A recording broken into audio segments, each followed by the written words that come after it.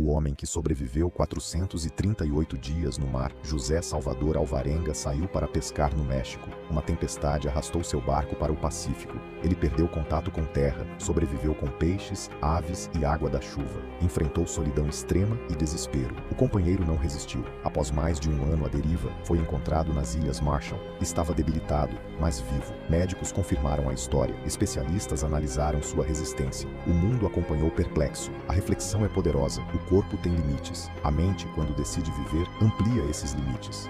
Deixa seu like e segue para vídeos diários.